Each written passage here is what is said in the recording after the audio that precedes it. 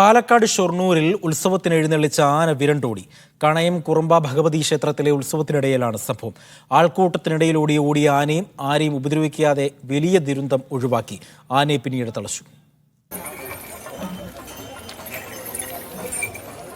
ഇന്നലെ വൈകിട്ട് 5 മണിക്കാണ് സംഭവം. കണയം സെന്ററിൽ നിന്ന് ഷൊർണൂർ നിലമ്പൂർ റെയിൽപാത കടന്നപ്പോഴാണ് ചിറക്കൽ പരമേശ്വരൻ എന്ന ആന തിരിഞ്ഞോടിയത്. മുൻപിൽ പോവുകയായിരുന്ന ചീരോത്തി രാജീവ് എന്ന ആനയെ പാപ്പാന്മാർ മർദ്ദിക്കുന്നത് കണ്ട് ഭയന്നാണ് ചിറക്കൽ പരമേശ്വരൻ തിരിഞ്ഞോടിയത്.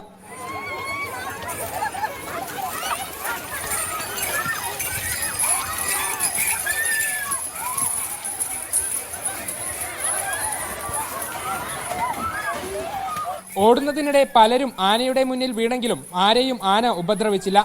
ആനപ്പുറത്തു നിന്ന് താഴേക്ക് വീണ ഒരാളും പരിക്കില്ലാതെ രക്ഷപ്പെട്ടു.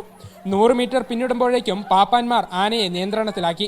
അതേസമയം ഉത്സവത്തിന് ആനകളെ എഴുന്നള്ളിക്കുമ്പോൾ ജാഗ്രത വേണമെന്ന് ജില്ലാ കളക്ടർ അറിയിച്ചു. മീഡിയ 1 പാലക്കാട്.